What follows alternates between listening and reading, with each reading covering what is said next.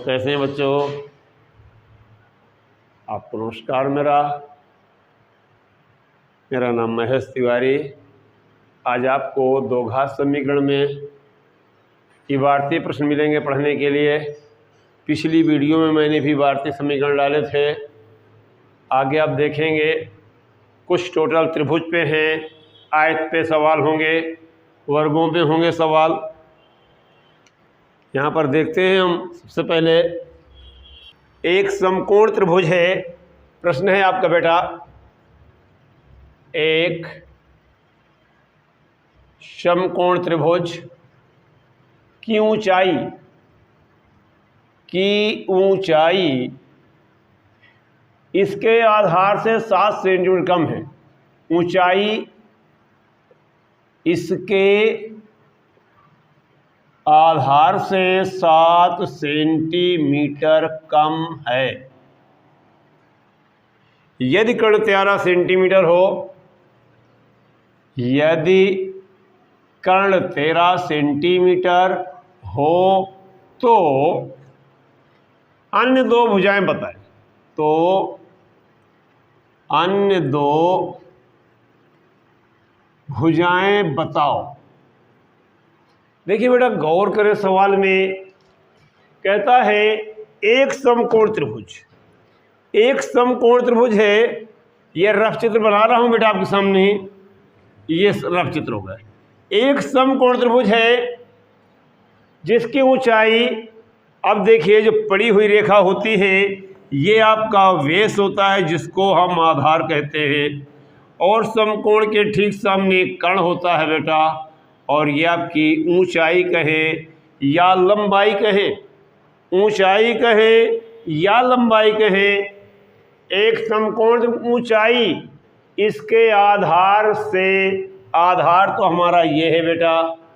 आपको आधार, कोई भी समकोण त्रिभुज हो, कर्ण सबसे बड़ी भुजा होती है और आधार सबसे छोटी भुजा होती है। यहाँ देखेंगे, माना समकोण त्रिभुज का आधार बराबर x सेंटीमीटर। आधार आपका x हो गया। फिर कहता क्या है, जो ऊंचाई है आधार से कम है, ऊंचाई हमारी आधार से कम है। समकोण त्रिभुज की ऊंचाई बराबर x - 7, ये 7 सेंटीमीटर कम हो गया। कर्ण आपको 13 मालूम है। समकोण त्रिभुज का कर्ण बराबर 13 सेंटीमीटर है, ये आपको मालूम है। यहाँ पर देखें, ये आपको फिगर भी बनाना पड़ेगा। ले लिया आपने, ए ले लिया, बी ले लिया, सी लिया। आपने इसको x माना है, x - 7 माना है, और ये आपका 13 सेंटीमीटर है, ये आपने माना है। अब देखिए, ये आधार भी हो गया, ये हो गया। समकोण त्रिभुज में एक पाइथागोरस की त्रिक होती है, वो है क्या? देखेंगे, यहाँ डालिए, शर्त है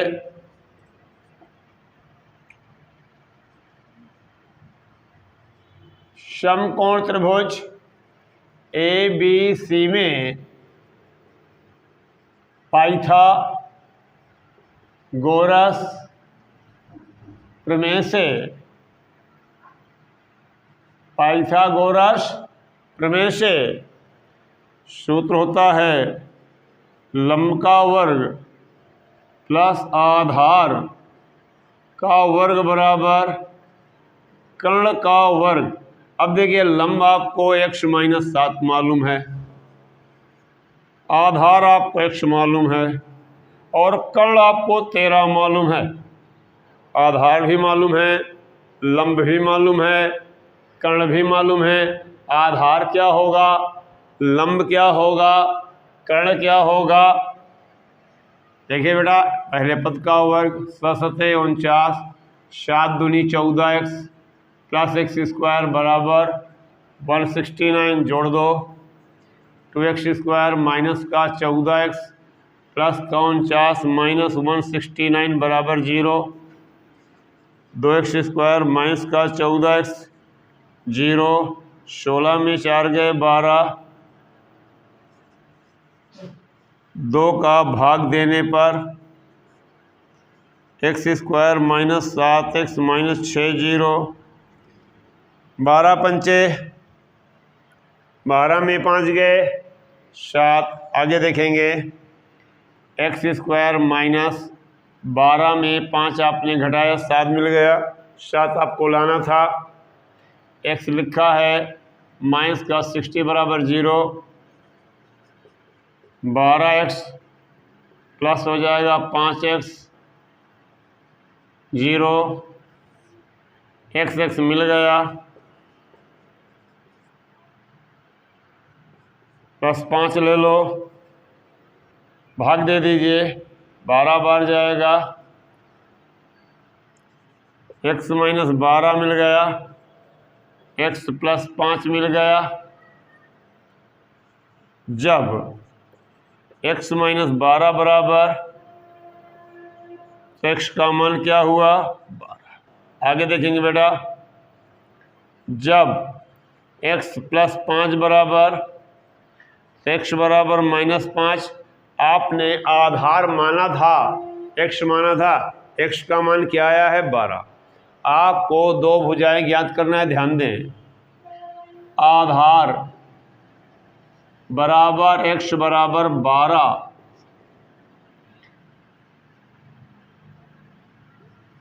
ऊंचाई x माइनस 7, 12 माइनस 7 बराबर 5 सेंटीमीटर, ये 5 हो गया, ये 12 हो गया, और कर्ण आपको पहले से ही 13 सेंटीमीटर मालूम है, कर्ण आपको पहले से ही मालूम है। अभी आपने देखिए सवाल था, एक समकोण त्रिभुज की ऊंचाई, समकोण त्रिभुज की ऊंचाई इसके आधार से 7 कम है। यदि समकोण त्रिभुज की ऊंचाई कम है आधार से, आधार हमारा पता नहीं कितना है, हमने आधार को x मान लिया, आधार हमने क्या माना x, और जब कम होगा तो घट जाएगा, ज़्यादा होगा जुड़ जाएगा, तो हमने घटा दिया। और कर्ण पहले से मालूम है, समकोण त्रिभुज की 3 कंडीशन, लंब आधार और कर्ण ज्ञात हो जाए, लंब आधार और कर्ण ज्ञात हो जाए तो पाइथागोरस के त्रिक लगा दो, आपका सवाल हल हो जाएगा। इसी कड़ी पे एक आगे सवाल देखते हैं।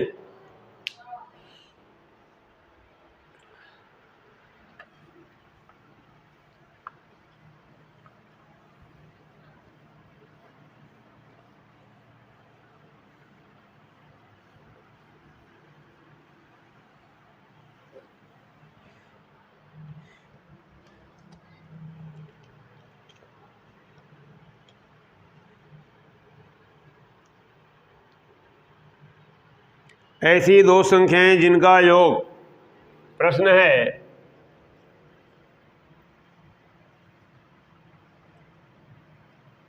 ऐसी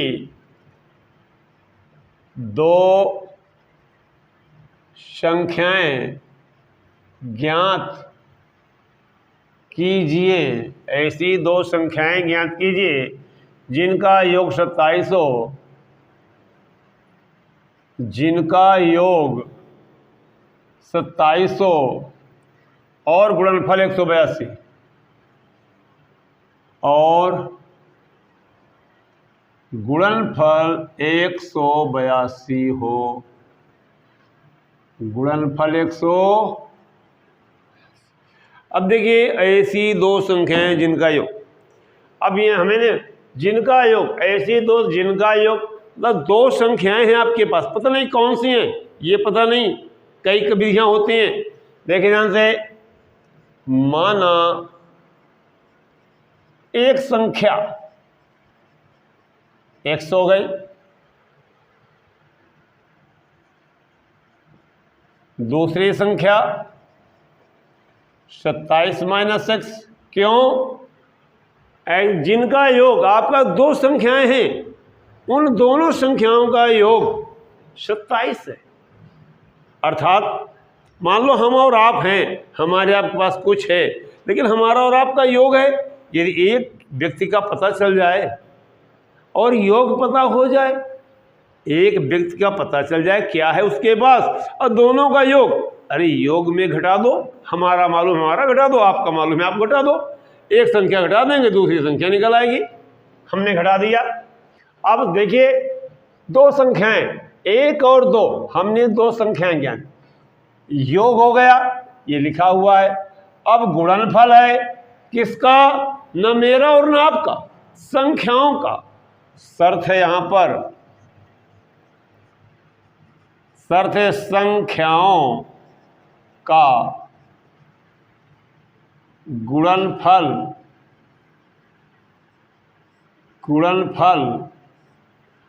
182। किनका? संख्या। एक संख्या ये है, दूसरी संख्या, पहली संख्या 27 - x और 182, आप इसका गुणा कर लीजिए। 27x - x², चलिए -182 बराबर 0। चाहे एक बार एक लाइन बढ़ा लीजिए, कोई दिक्कत नहीं है।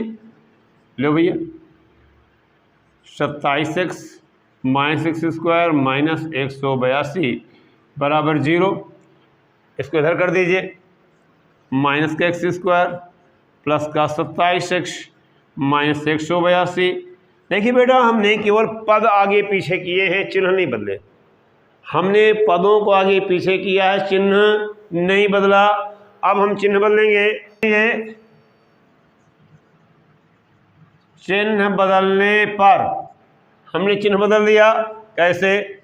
x² माइनस का 27x प्लस का 182 0। अब 182 कैसे खंड करिए कि जोड़ने या घटाने से 27 आ जाए।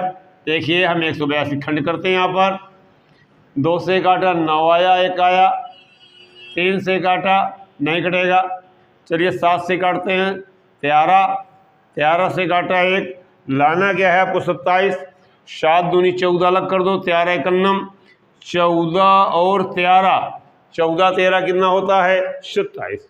14 का 13 में गुणा करेंगे तो 182। इधर देखें,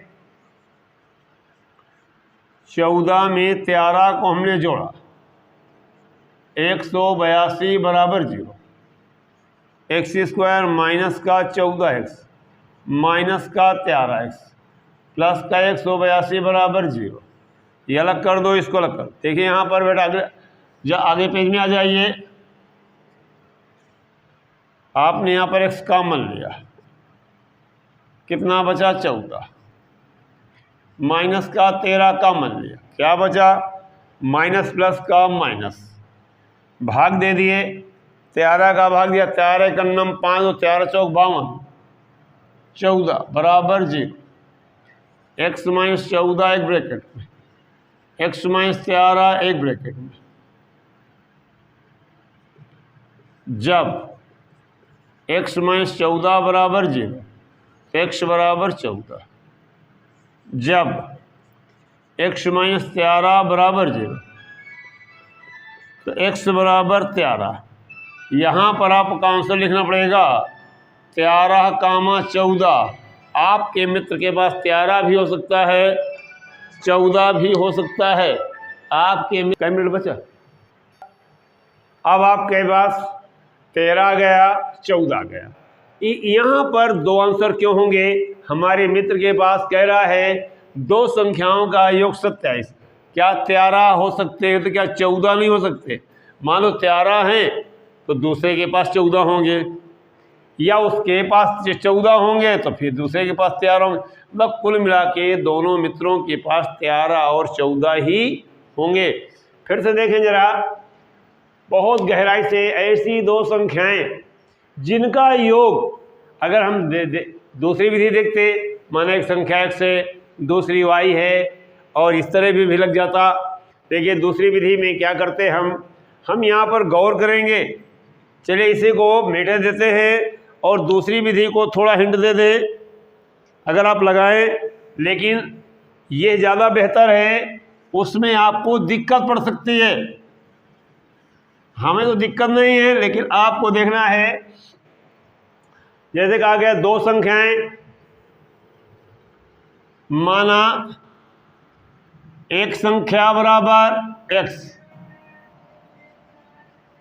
दूसरी संख्या बराबर y। शर्त है संख्याओं का योग कितना है? 27। तो x प्लस वाई बराबर 27। फिर यहां पर शर्त और है, जगह छोड़ रहा हूं थोड़ी सी, गौर करेंगे आप। गुणनफल, किनका गुणनफल? न मेरा और न आपका।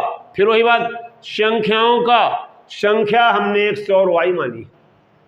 यहां लिखेंगे संख्याओं का गुणनफल 182।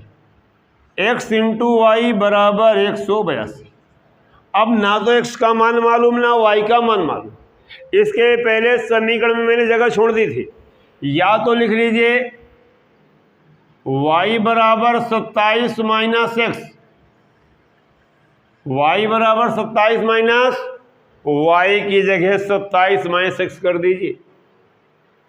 या ये भी कह सकते हैं x बराबर 27 माइनस y, ये भी कह सकते हैं। अब जैसे हमने y का मान रखा, x रख दिया, 27 माइनस x कर दिया, आपको 182, 27x minus x square minus 182 बराबर 0। इसको पहले ले आइए, माइनस का एक्स स्क्वायर प्लस का 27x माइनस का 182 बराबर 0। चिन्ह बदल दो बेटा, एक्स स्क्वायर माइनस का 27x प्लस का 182। इसके जस्ट पहले भी हमने वीडियो में बताते जा रहे हैं, तो वही आपका समीकरण बन गया। फिर वही चीज़ बनेगी, फिर वही बनेगा। इसलिए आपको जो वो विधि बताई उसी विधि में चलें। यदि आप चाहते हैं कि हम ये विधि लगा लें, तो लगाने के बाद जो दूसरी विधि लगाई थी अंतिम विधि वही होगी, यहाँ कोई बदलाव नहीं होगा। ठीक, आगे इस सवाल को शेष अपने मन से करेंगे। यहाँ लिख दिया शेष हल करें। आपको हल करना है, क्योंकि जस्ट पहले अभी बताया था वही सवाल है, दूसरा नहीं है। जय हिंद, जय हिंद, जय भारत।